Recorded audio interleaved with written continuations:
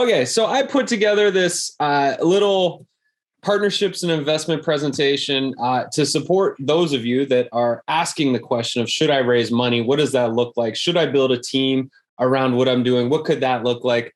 I've done both, and I'll get into what I've done. I'm speaking from personal experience. The ways that I've raised money have been unorthodox. The ways that I've built partnerships and a team over the years have been unorthodox. So I come from my personal experience. I mean, if you went to an entrepreneurship incubator, they might tell you to, sell capital and shares in your company and all the things. And this is a little bit different than that. So let's dig in. Do you need it? And is it a good idea? Let's find out. So I am a strong believer that teamwork does make the dream work. This is a true story. What I've built at MAJIK Media, what I've built at MAJIK Kids, none of it would have been possible if I tried to stay a solopreneur. It would have been impossible if I tried to do everything that I have managed to do by myself. So that should not say marketing strategy there. See, that's what happens when I build a presentation with an hour to spare before our MAJIK Mind today. So what that should say is investments in partnerships. So there's a few different options. I've taken all paths. One is selling shares. So an investor pays you money and they own a chunk of your company. So that if later down the road you sell your company, let's just say they buy 10% of your company, and in 5 years from now you sell your company for $50 million, they're going to get 10% of that $50 million that you sell your company for. Revenue share is a little bit different. This is a revenue-based investments are a new thing. MAJIK Kids, I believe, according to our investors, was the first revenue-based investment in Canada. It's something that more companies are doing. So what that means is an investor gives you money and they earn a percentage of revenue generated. So we'll get a little bit more into that and what that actually means logistically in a few minutes. And then the other is, and I've done this too, this is how we grew MAJIK Media. This is how courses like the Great E-Course Adventure, my meditation library, and a bunch of different things that we've built over the years have worked. And this is also what MAJIK Media does with our partners. When we become somebody's team, we earn a percentage of revenue by bringing our skill sets and contributions to that. So this is basically a partner joins your company, they join you on your mission, and they contribute their skills. They work for the company and they earn a percentage. So you're revenue sharing with them based on what they're bringing to the team and the table. So those are the three options that you'd be looking at if you are raising investment or looking for a team. So for me, with my brief history of raising money, I've always tried to not raise money. I have tried to bootstrap as much as I possibly can over the years, because every time you raise money or you bring on new partners, you're giving up a piece of your company. So it is an important thing to think about. When you're starting out, you do need people to come in so you can pay them a wage. You can find somebody that can work for an affordable rate, or you can bring them on if they have passion and skill sets to really take on a leadership role alongside you, and your skill sets and your personalities are aligned. So with MAJIK Media, we raised $120,000 in 2017, and we sold 10% of ownership for that. So one of my friends owns 10% of MAJIK Media. If I should ever sell MAJIK Media, they would earn 10% of that. I don't have any intentions of selling MAJIK Media. They understood that. So as MAJIK Media becomes profitable, they earn a dividend once a year based on our profits in the bank. I've also, over the years with MAJIK Media, I've given up about 15% ownership to business partners that have come in at different stages. So they also earn shares in MAJIK Media, which can become dividends and which could become capital if we ever sell MAJIK Media. For MAJIK Kids, we raised $111,000 last year. $7,500 of that was free grant money that we applied for and got. And then the rest of that was investments. We had 3 investors, and they're all revenue share investments. So they earn a percentage on everything that Majik Media and Majik Kids makes for their investment. And right now, which is why I did this presentation, is because it's just top of mind right now. So felt like something to do. Majik Media is raising another $250,000 specifically for Majik Kids. So we are raising money right now. That's the game that we're in, so that we can build our marketing team, secure our next 20 stories, etc., and propel ourselves over into the next year and a half, basically, of creating more audio stories and books. So why would you want to raise money? Number one is to grow your team.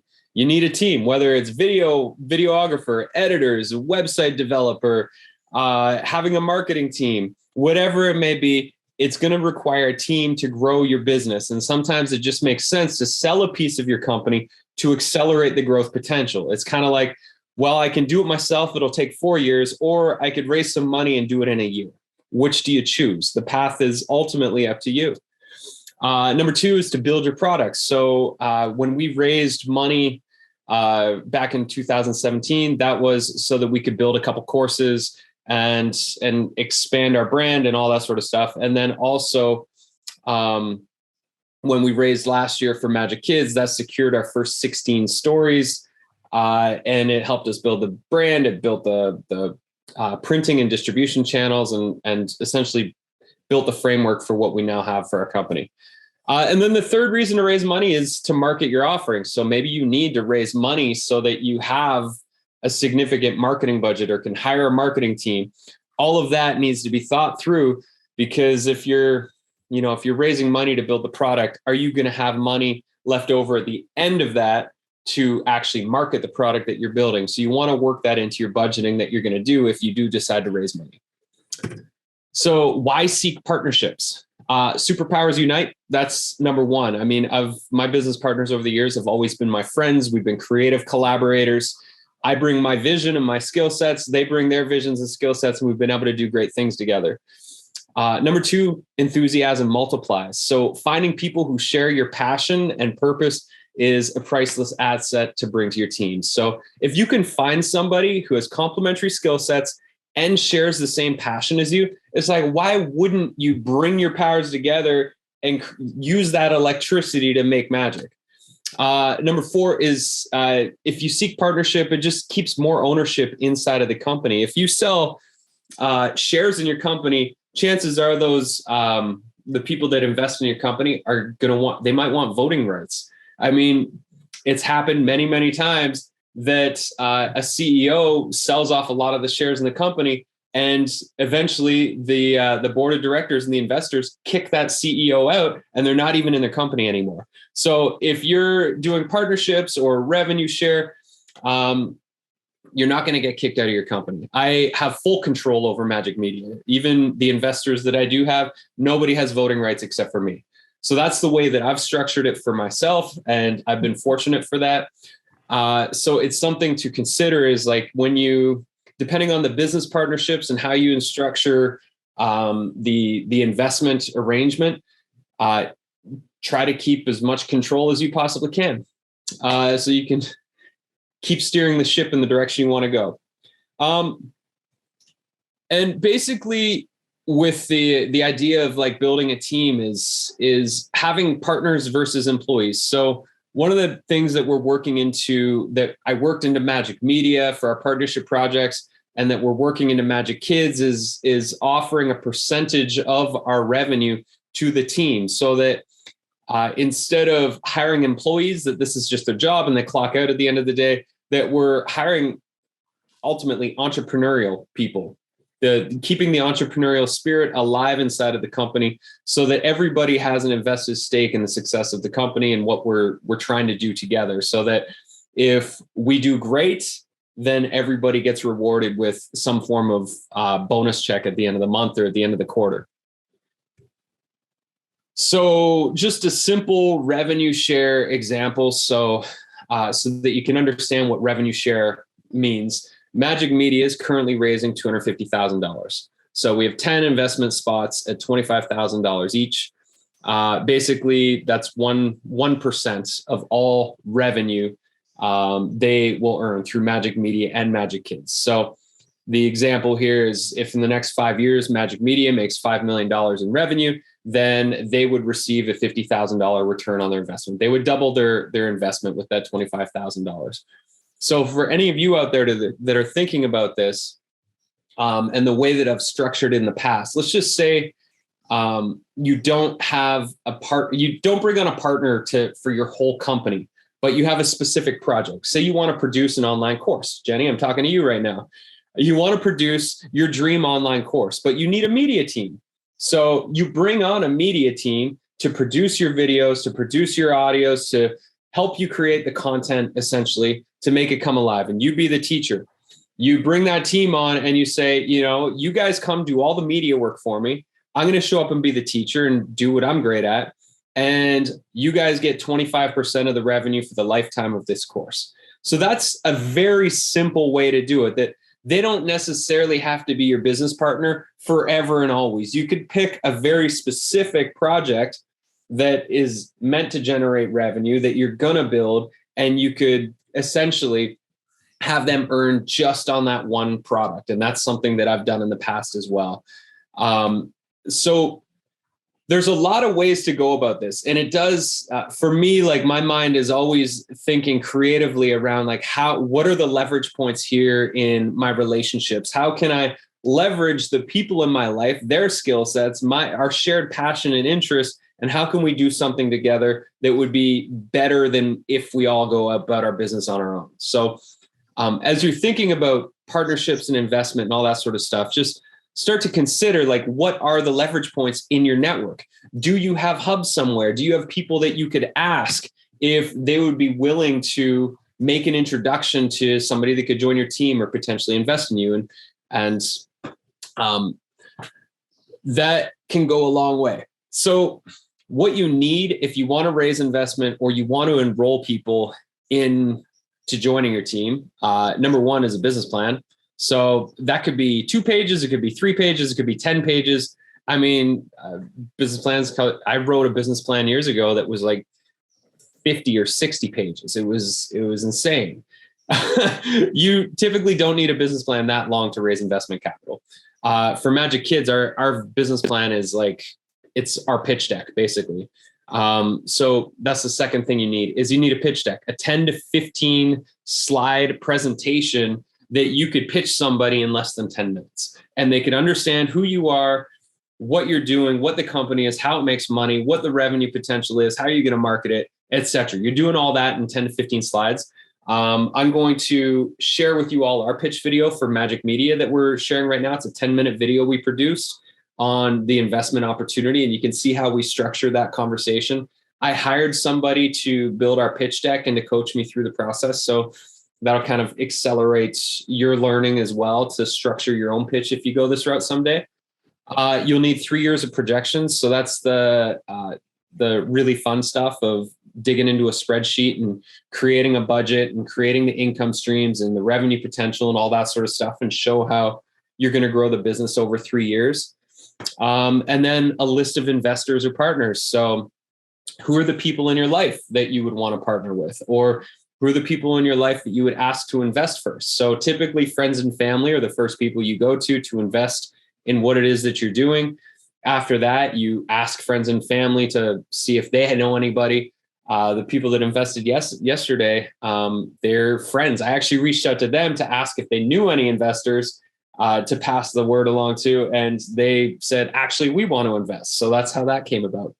So you really never know. The investors that we had, they've always come through friends. Even one organization that invested in Magic Kids last year, Thrive Impact Fund, they're an investment fund, and they were an intro through a friend. So you don't know where. When you have the business plan ready and you know what you're going to use the money for, that's when the magic aligns for you. So should you raise money or seek partnership? And this is the big question. What is the best way that you're going to get to the destination you're trying to go to? So the first question here, and these are 4 questions. I encourage you all to journal about these if you are considering investment. One is, what could you do if you raised the money that you want and need? So Make a list of all the things you would be able to do if you reach that goal. 2, can you get there without raising money or building a team? So is it possible to get there without needing to bring more people on or needing to sell a chunk of your company? Number 3, how much longer will it take you to bootstrap it? You know, if the difference is it's going to take you 4 years to get there if you don't raise money and 1 year to get there if you do raise money, is it worth saving yourself 4 years and like, let's just get there this year? And then 4, how else can you do it without investment or partnerships? Can you come up with other creative ideas? And feel free to, if you are thinking about raising, which Jennifer, I know you are, ask questions in the forum. I mean, I'm definitely not an expert on raising money. I am a newbie, but I've learned enough. I've had mentorship. I've hired people to help me. I've made multiple business plans. I've done pitch decks. I've raised money. I've done all these things. I've got grant money as well. So I am a creative powerhouse when it comes to figuring out how do I get my needs met. I've brought partners onto my team. I have done all of these different things. And so each of you who are watching right now, you all have different ways that you're going to get to your end destination and create your products, create your business. And I'm sure we can come up with a way for you to get your needs met. And maybe instead of partnerships, you find interns that can do all your video work. You know, maybe instead of finding partnerships, you partner in a collaborative way with other influencers. Like there's a lot of ways to go about doing this. Raising money and having people actually join your business with you are just 2 of the ways. So before we move on to hot seats, does anybody have any questions about this mini presentation?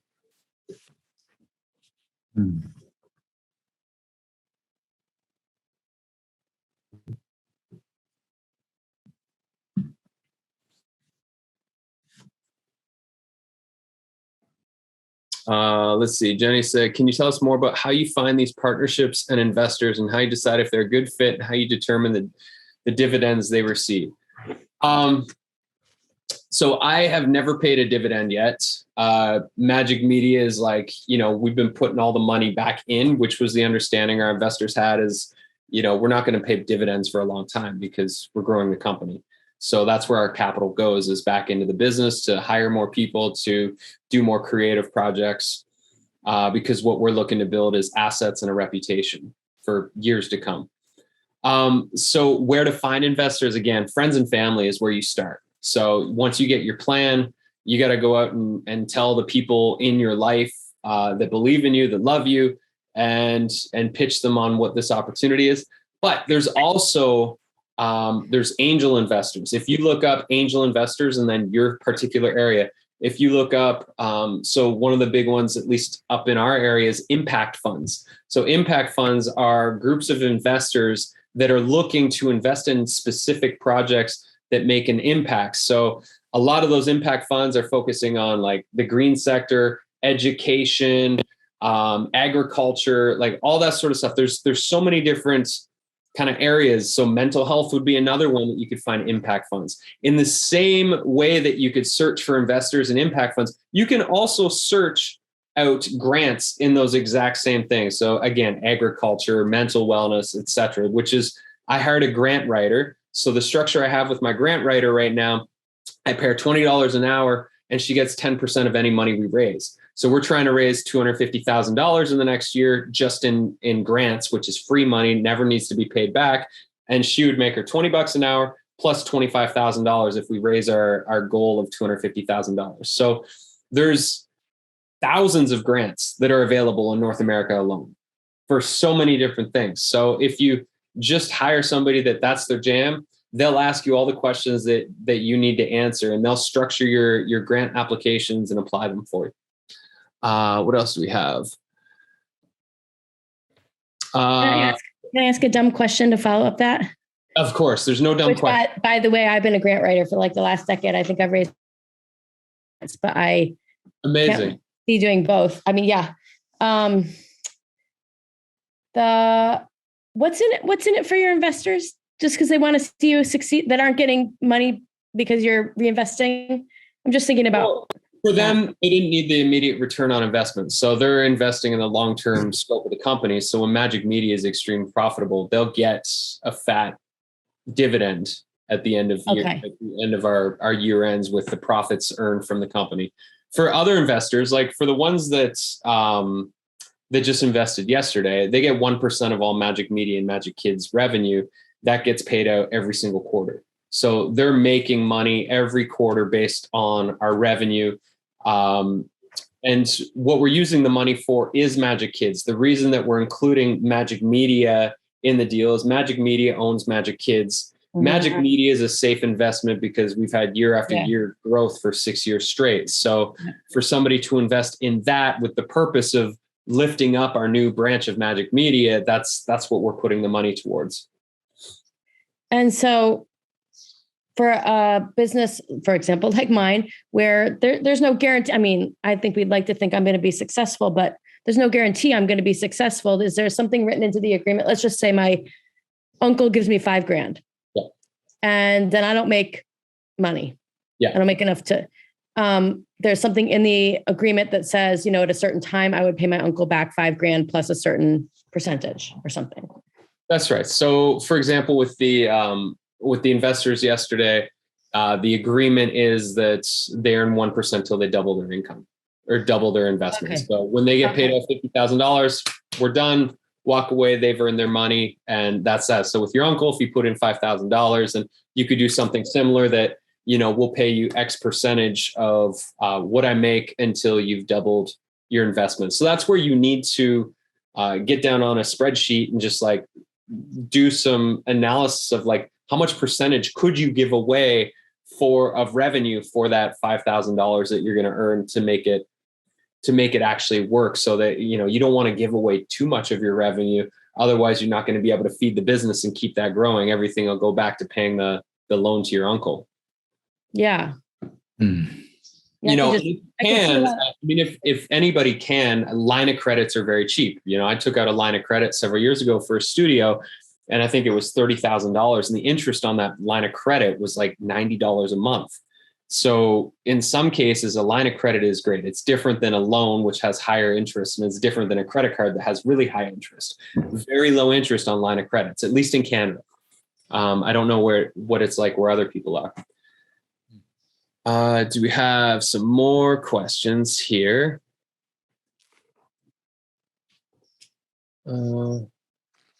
So difference between dividend and revenue share. So revenue share it's percentage of revenue. Dividend is based on the company being profitable. So it's paying a percentage of its profits at the year end to its investors.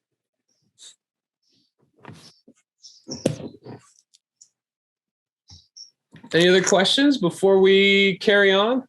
Yeah, I asked if you pay yourself with that money. Oh, in the past, yeah. I mean, with what we're raising, I'm not paying myself. No, my salary is secured, so I don't need to do that. It's more to build my team and make sure my team gets paid.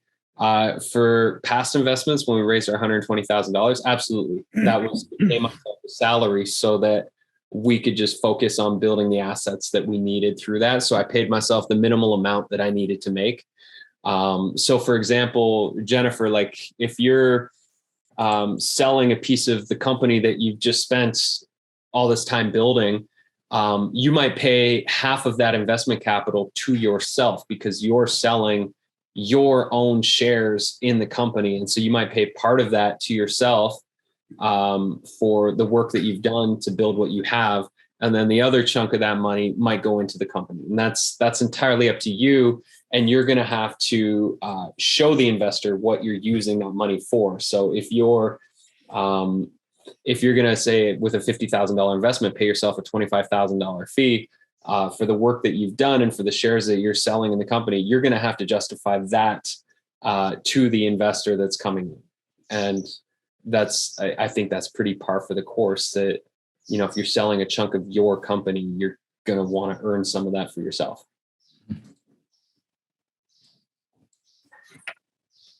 I'm sorry, can we go back to the dividend and revenue? I know it probably seems straightforward, but my brain for some reason isn't computing it. So I get the dividends, which is kind of the net profit of the company at the end of the year, and they get a percentage of that. Revenue share, when you said it's the revenue, can you explain that even further? So let's just break it down to the simplest form possible. So let's just say, you make $100 per one-on-one coaching client, and you bring on an investor and they earn 10% of your company's revenue. That means that investor would earn $10 on every coaching client that is booked through your company. Make sense? And then we could scale that up even more. So let's just say they earn 10% on all the revenue that your company earns. So they earn $10 on all your one-on-one coaching clients. Let's say you create $1,000 online program. Well, they would earn $100 on every single online program. So with our investors, they'll earn 1% on all of our MAJIK Media partnerships. They'll earn 1% on all of our MAJIK Kids books, subscriptions. Wherever we earn revenue, they earn 1%. So, and what's interesting as you grow your company and you build new assets and products, it's kind of unpredictable on where all these new revenue streams are going to come from for you, right? Like as you create more products, more courses, membership streams, more people coaching under your umbrella, there can be a lot of revenue streams that pop up over the coming years that you just don't foresee right now. And how is that different than a dividend? Because wouldn't the dividends be as a result of the revenue? Dividends are based on profit. People are going to invest in your company because either they just want to own a piece of your company as like a legacy investment of hey, I own a piece of Twitter. I own a piece of Tesla, whatever. And if the company sells in the future, all of us here, we're building our companies. The chances of most of us selling our brands and our companies in the coming years is fairly unlikely. These are things that we're building as a legacy project for ourselves. And this is something that we can all foresee ourselves doing. So, I have no desire to sell MAJIK Media in 10 years from now for $1 billion. That's not my desire. I'm building something that I want to be doing forever, and it's going to evolve as I evolve. So, if you sell shares in your company and somebody owns a chunk of your company, most times investors want what's your exit strategy is going to be a question that they ask you, because they want to know at what point do they get paid, because they get paid when you exit. When you sell the company, they get paid on your shares. And so who would want to buy a company that's not going to be sold? If there's the chance, if in your business plan you're showing we're going to be, have $1 million of profit by year 5, and you get X percentage as a dividend from that year onwards, then they may be okay, this is a long-term investment that I'm putting in, which is the neat thing about revenue share investments that are the new thing right now. Is it's more appealing for somebody to be okay, I'll put in my $50,000 and this becomes a stream of passive income for me. As you grow, so does my passive income stream. And you can either not put a cap, or you can put a cap of once you double your income, or once you double your investment, you're done. But if you don't put a cap, it's you'll earn 1% forever. So for our authors and illustrators at MAJIK Kids, we pay them a very small upfront fee. So authors get $500, illustrators get $1,000, but then they earn 25% each for authors and 25% for the illustrators revenue forever on that book.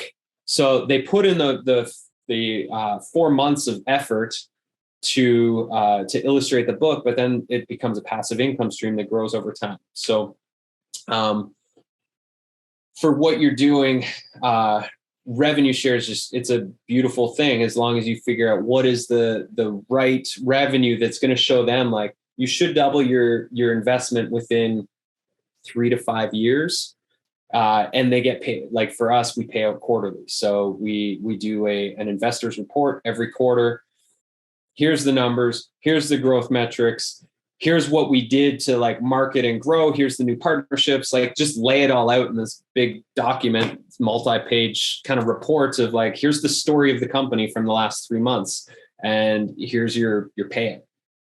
and it's fun. The way that I'm now doing it feels really exciting to be putting these reports together every 3 months, to be able to like kind of tell the backstory of what we're doing behind the scenes, what struggles we had, how we overcame them. It's a fun process for me now to be able to do those reports. That help answer? Cool. Any other questions on this topic? Just by a show of hands, because I'm just curious, how many of you are thinking about either finding a partner or finding an investor? Just by a show of hands. And Claudia, you already found partners, so there goes that. So pretty much everybody. So was this helpful? Did it get some wheels spinning for everybody around like the potential of what you could do? For most of you that are like early stage starting out, partnership is probably the way to go when you can identify the needs that you have and what you're trying to build and what the revenue potential is. Finding somebody in your local area. There's a lot of starving artists out there that are lacking in purpose and passion that also have talent.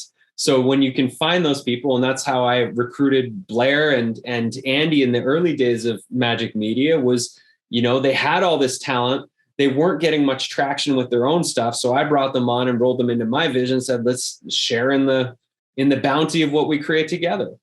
And those partnerships have lasted. I mean, Blair's now, again, like we've come full circle. He's now one of my main producers for Majik Kids again. So there's a lot of ways that you can go about doing this. And so I would say like stew on the questions that I asked in that last slide and share what you come up with and share what your intentions are for partnerships, and we can help you figure this out. And one thing that's I guess that I left out of the slides is you need a minimal viable product. You have to show the potential so that if you're enrolling a partner and investor, you have to be like, so I made this thing, here it is. I know it's not the best ever, but just imagine what we could do with the right person or with your talents, or if we hired a media team to help me take this to the next level. You have to sell people on the vision that you have and what it would look like in its full potential. Because you're selling them on like, this is where we are 5 years from now. Do you want to come on this journey with me? And then also sell them on yourself of like, why would I trust you? Because I definitely would not have given my 22-year-old self that was trying to raise money anything. I would never have given myself anything in my early 20s. And in my early 20s, I thought for sure I should have raised money. So definitely in hindsight, I know more. And I will, Jennifer says she wants to go create her pitch deck. So I will post my my pitch video as soon as we get off this in the community, so you can all check it out. And then feel free to ask questions, feel free to critique it. I thought we did a pretty good job. You got to keep the pitch under 10 minutes because you want it to circulate and you want to basically give people the download on what you're doing so that they can make a decision quickly. One more question. Yeah, go for it. This is a design question. Do you start with a blank canvas on the Canva, or is that a template? For my pitch deck, I hired a professional pitch deck builder. I spent, I think it was $1,500, and she did a fantastic job. So I mean, Canva templates are fantastic because you can still tweak them and make them your own, but they give you some structure and they're beautiful. I would say that's totally up to you. I mean, you want to inspire people with your deck, right? So whatever it is, make it visual, make it aligned with your brands, make them feel good when they get to look at it. And I was meaning these little mini presentations. Oh, this presentation? Yeah, that last one that I did on affiliates was like, no, actually the last two were templates that I just kind of tweaked a little bit. But my social media, life and business without social media, that one was one that I made from nothing with all the stickmen figures and faces and stuff. Sweet. Well, this concludes our should you get investors and partners. Chances are y'all need at least one person on your team to take it to the next level. I guess I have two more questions. Yeah. Real quick. Go for it. One is when you post it in the our little mighty area, can you put those questions below so we don't have to watch the slideshow to get to the questions? Definitely. That'd be great. And then you mentioned like bringing in people that are, maybe like haven't found their way yet, but have skills. What about people who are really well established? They have a network. They might just come in, do a thing with you. I'm just thinking of a friend of mine who is, a videographer, and she's done this. Yeah. She does this for everyone in the area. I mean, I think the best place to start is to say, hey, can we go grab a coffee? I want to tell you about an idea I'm working on and ask you for your thoughts, any creative inspiration, and maybe if you know anybody that might be able to help do this. And if she's really fired up in the meeting, then you could be like, well, do you want to help me do this? And we could figure out some form of partnership. Yeah. I mean, you're going to be able to gauge people. If you read people when you're pitching them, you're going to be able to tell if they get the vision and if they're excited. If they're excited, then enroll them in the next step. What's the next step? Do you want to invest? Do you want to partner on this particular project? Do you have the time right now? And if they're a yes, then be like, cool, well, let me go think about this and write down what I would want from you and how we could reciprocate that energetically, whether there's a exchange of money or what the revenue share might look like. But you want to be clear on what their roles and responsibilities are so that you can delegate, because this is your baby. This is your vision. It's really important that you, the visionary, stay in the pilot seat for this journey. Yeah, I already had one person ask me to partner when they heard what I was doing. And I just it was like internally, immediately, everything in my body said no. I was like, I am not ready to share the steering wheel yet. Yes. And, yeah. Yeah. You have to honor that. You really have to listen to that yes and that no internally. Like I had a meeting last week with an investment fund out of Vancouver, and they were asking me all of the wrong questions. They were only concerned about the money, the budgets, the return on investment. They didn't acknowledge the product. They didn't acknowledge our, like, what we're doing and our mission. Like there was no alignment. And so when they email me afterwards, a follow-up, I just said, I don't think this is a match. Like I just, points that really missed the mark for me. And unless they come back to me to try and like cover up and make up for where it was lacking in feeling for me, it's just a no, because there's a better yes somewhere. I mean, there's 8 billion people on this planet, and it only takes a handful of those 8 billion people to build your dream team. So if it's not a hell yes, then it's a hell no, which is Derek Sivers talks about that. And he created CD Baby and sold it for a lot of money. And he has a life philosophy that if it's not a 10 out of 10 hell yes, then it's a hell no until it gets to that 10 out of 10. Yeah, I do. I think that philosophy works well for a lot of things. I will say I'm an anxious person. Yeah. There's almost nothing that is a hell yes for me as an anxious person. And I've really learned to tone that down a bit, because I think dichotomies and black and white thinking like that can be a little dangerous. And maybe there's some more options between hell yes and hell no that can be, you can miss some great opportunities, I think, sometimes if you're only going for 100%. Great point. Great point. But I see how, especially when you're dealing with money, that's probably really, really important. Yeah, totally. Well, and it's a long-term relationship. If somebody's investing, you don't want a shark on your team. That's for sure. You don't want a shark that's like applying unnecessary pressure when there's already enough self-inflicted pressure coming from your own internal being to do the thing. You don't need other people telling you that you need more, you need to do more, be more, etc.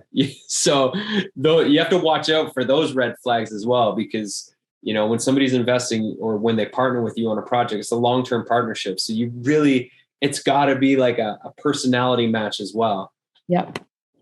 Good vibes are necessary. All right, let's move on from this conversation. Who wants the first hot seat?